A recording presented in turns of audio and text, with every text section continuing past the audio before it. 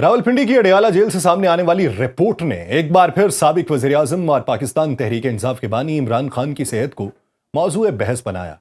अदालत में जमा करवाई गई इस तफसीली रिपोर्ट के मुताबिक इमरान खान ने मुख्तलिफ औकात में कंधे के दर्द, कान और दांत के इन्फेक्शन और वर्टिगो यानी चक्कर आने जैसी शिकायत की हैं, जिनका बरवक्त इलाज किया गया या नहीं एक सवाल है। जेल हुक्काम का मौक़िफ़ क्या है? इमरान खान के तिब्बी मुआयने और टेस्ट कितने बाकायदगी से हुए और उन्हें जाती मुआलिज की सहूलत किस हद तक फराहम की गई? अदालत में रिपोर्ट किसने पेश की और उस पर सोशल मीडिया पे बहस क्यों छिड़ी? कुछ लोगों का कहना है कि इमरान खान की सेहत मुस्तकिल तौर पे गिर रही है और यह शिकायत मामूली नहीं, जबकि दूसरी तरफ ऐसे अफराद भी हैं जो इन मसाइल को मामूली नौइयत का करार देकर इसे बढ़ा चढ़ा के पेश करने के इल्जामात लगा रहे हैं।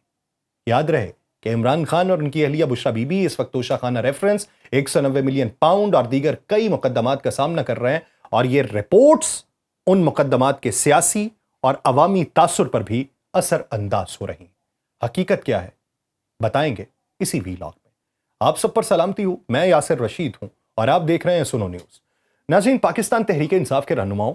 और इमरान खान के अहले खाना की जानिब से बारहा ये शिकायत सामने आई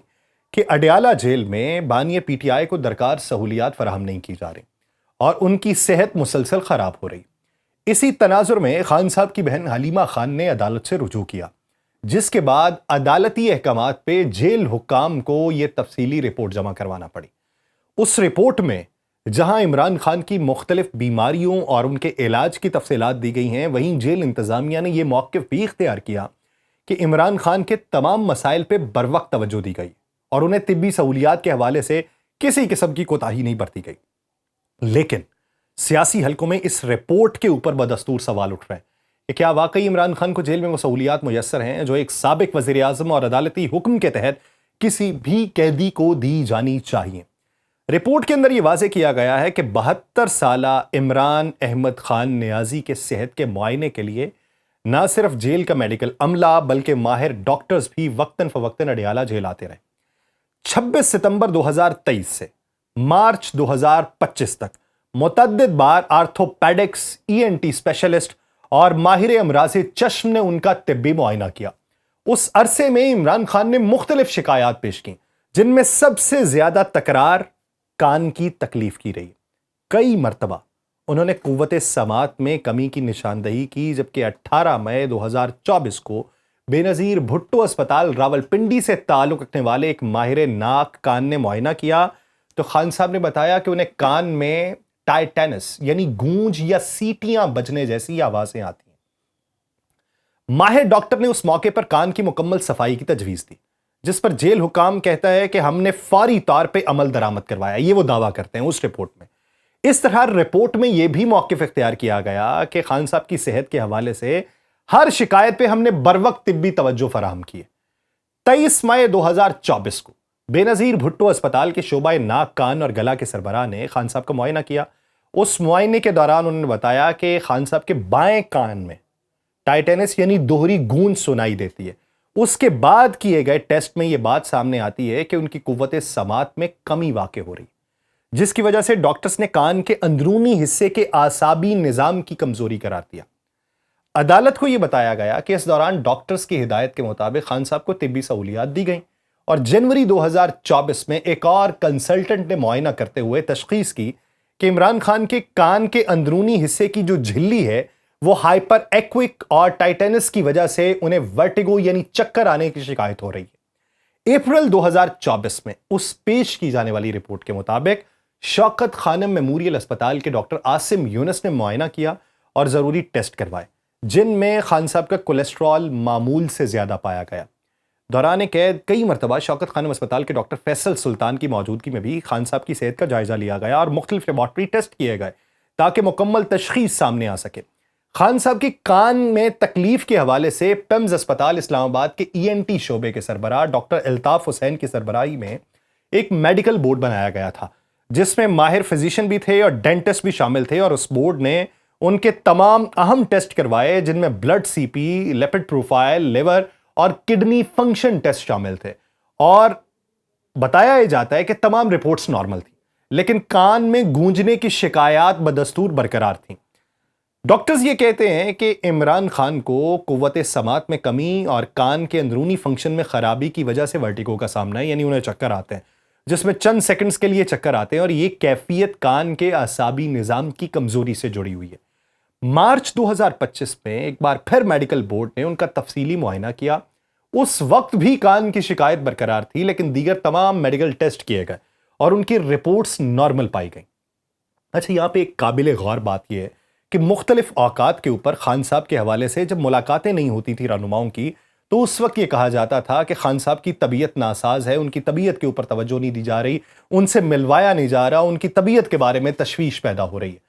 پھر اکثر اوقات جب ملاقاتیں بحال ہوتی تھیں تو واپس آ کے کہا جاتا تھا خان صاحب کی طبیعت بڑی حشاش بشاش ہے، وہ بالکل ٹھیک ٹھاک ہے، انہیں کوئی مسئلہ نہیں۔ تو یہ پوچھا جاتا تھا کہ پھر ان کے بارے میں یہ قیاس آرائیاں کیوں پھیلائی گئیں؟ تو جواب یہ ملتا تھا کہ اگر وہ قیاس آرائیاں نہ پھیلائیں تو ہمیں کیا معلوم کہ ان کے ساتھ کیا ہو رہا ہے، یا ان کی طبیعت کیسی ہے، یا ان کو کیسی سہولیات مل رہی ہیں۔ یہ عذر اٹھایا جاتا تھا مختلف رہنماؤں کی طرف سے۔ اب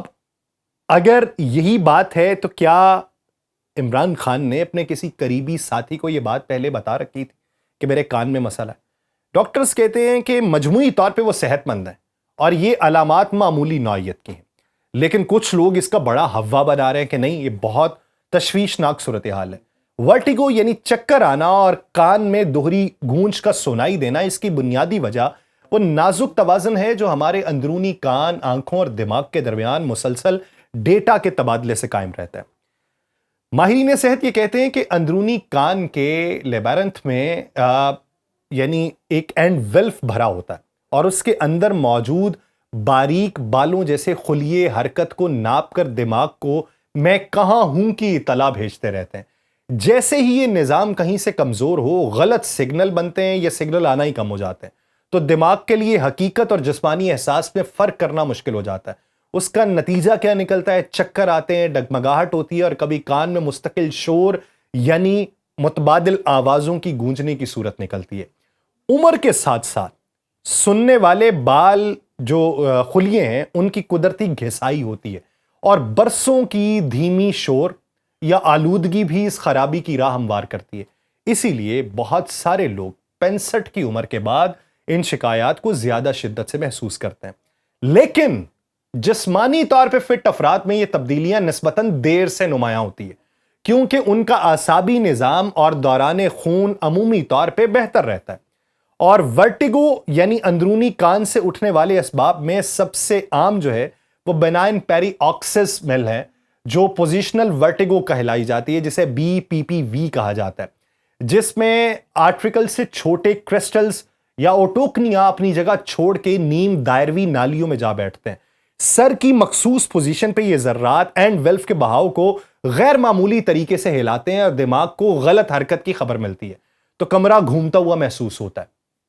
اس میں مینیئر ڈیزیز بھی ہوتی ہیں، اندرونی کان کے سیال اور نمکیات کا توازن بگڑ جاتا ہے، کان جو ہے وہ بھرا بھرا لگتا ہے، آپ کو ویسے ہی لگے گا کہ کان کے اندر کچھ ہے لیکن ہوتا کچھ نہیں ہے، آپ کو چکر آنے لگتے ہیں، بعض مریض کانوں میں گھنٹی یا بنبناہٹ بھی سننے لگتے ہیں۔ تو ڈاکٹرز یہ کہتے ہیں کہ توازن کے عصب یا پورے لیبرنتھ کی سوزش ہوتی ہے، عموماً وائرل پس منظر رکھتے ہیں بہت سارے ایسے کیسز جس میں اچانک شدید چکر کے ساتھ متلی ہوتی ہے، روشنی یا حرکت سے تکلیف کی کیفیت پیدا ہوتی ہے، درمیانی کان کی بیماری ہوتی ہے، کان کی جھلی کے پیچھے کا مایا ہو سکتا ہے، کان میں میل کی سخت بندش ہو سکتی ہے، یوسٹیشن ٹیوب کی خرابی کان کے دباؤ اور آواز کی ترسیل کو بگاڑ کے یا تو براہ راست چکر کو بھڑکا سکتے ہیں، یا ایسی فضا بنا سکتے ہیں جس میں ٹائٹینس زیادہ محسوس ہو۔ جبڑے کا جو جوڑ ہے، گردن کے جو پٹھے ہیں، ان کی اکڑ ہو سکتی ہے، سروائکل سپائن کی خرابیوں سے بھی جو ہے وہ اس طرح کے کان کے سگنلز میں مداخلت ہو سکتی ہے۔ اس لیے بعض مریضوں کا چکر، گردن موڑنے یا جبڑا چبانے سے بھی یہ چیزیں بڑھتی گھٹتی ہیں۔ یعنی اکثر اوقات آپ کو یہ ہوگا کہ آپ کا کان بند ہے، یعنی آپ مری کے راستے نیچے اترے ہیں، اور جب آپ یہ علاقہ کور کریں گے اور پہاڑوں کی زمین سے نیچے اتریں گے، یعنی سالٹ مائن سے جب آپ نیچے اترتے ہیں تو آپ کے کان بند ہو جاتے ہیں۔ تو اکثر اوقات آپ جمائی لیں یا اس طرح اپنی گردن کو کریں اور جبڑے کو پیچھے کو لے کے جائیں تو اکثر اوقات وہ کان کھل جاتے ہیں۔ تو یہ اسی طرح کی کیفیت ہے، یعنی دماغی تنے یا چھوٹے دماغ کے جو ہے وہ بھی فالج کے بھی خطرات بہت سارے لوگوں کو ہوتے ہیں، خون کی نالیوں کی رکاوٹ بھی ہو سکتی ہے، ملٹیپل اور اسباب بھی ہو سکتے ہیں جن میں چکر کے ساتھ دوہرا دکھائی دینا بھی ہو سکتا ہے، بولنے میں بھی لڑکھڑاہٹ ہو سکتی ہے، جسم کے ایک طرف کمزوری یا بے حسی جیسے اعصابی اشارے بھی شامل ہو سکتے ہیں، اس میں مائیگرین بھی ہو سکتی ہے اور نہیں بھی ہو سکتی، مخصوص محرکات یعنی نیند کی کمی بھی ہو سکتی ہے، ذہنی دباؤ بھی ہو سکتا ہے، تیز روشنی بھی ہو سکتی ہے، بعض اور غذائیں بھی ہو سکتی ہیں، یعنی توازن کے نیٹ ورک کو عارضی طور پہ جو بگاڑ دے اور مریض کو اٹھتے بیٹھتے بھی چکر آ سکتے ہیں، روشنی اور آواز سے چڑچڑا پن بھی ہو سکتا ہے، کانوں میں آواز مختلف اوقات میں آنا محسوس ہو سکتا ہے۔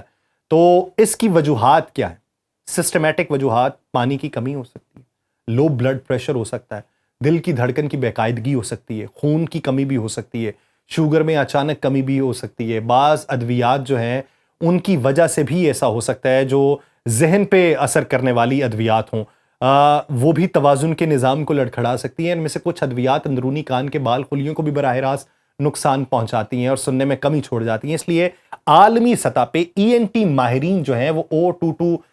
جو ہے اس کے خطرے والی ادویات میں خوراک اور دورانیہ سوچ سمجھ کر رکھنے اور دوران علاج سماعت کی نگرانی پہ زور دیتے ہیں۔ اس کی سب سے عام جڑ اندرونی کان کے حسی خلیوں کو نقصان پہنچانا ہے، جس کے بعد دماغ خاموش ہونے والے سگنل راستوں میں وہ گین بڑھا دیتا ہے، اس خلا کو وہ پر کرنے لگتا ہے۔ یہی سینٹرل گین جو ہے جو کان کے درمیان میں موجود ہوتا ہے، جسے بین الاقوامی محققین جو ہیں ایک بنیادی میکانزم مانتے ہیں، نتیجہ اس کا یہ نکلتا ہے کہ یہ صحیح راستے خاص طور پہ ڈورسل کو کلیئر نیوکلیس اور آڈیٹری کارٹکس میں ہائپر ایکٹیویٹی پیدا کرتا ہے۔ یہ آپ اگر کسی ڈاکٹر سے پوچھیں گے تو وہ آپ کو بہتر بتا سکتا ہے۔ میں تحقیقاتی مقالے کے طور کے اوپر یہ جو آپ کو چیزیں سمجھا رہا ہوں، اس میں کئی چیزوں کی جو آگہی ہے وہ مجھے بھی معلوم نہیں، لیکن تحقیقاتی طور پہ پڑھنے کے بعد یہ چیزیں سامنے آتی ہیں کہ جس میں کان کی آواز ایک ناقابل برداشت تجربہ بن جاتی ہے، اور عالمی ENT اور نیورو آڈیولوجی ماہرین یہ مانتے ہیں کہ بہت سے مریضوں میں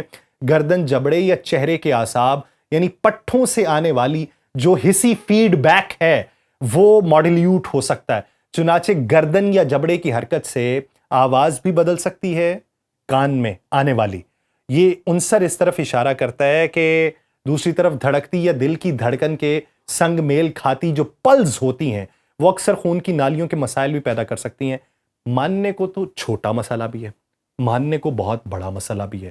اس کی پیچیدگیوں کے اندر جائیں گے تو بہت ساری اور چیزیں نکل آئیں گی۔ اب اس میں پلس مائنس کیا ہے، اس میں حقائق کیا ہیں، اس میں خدشات کس حد تک درست ہیں، اور اس میں علاج کے لیے آپشنز کیا ہیں،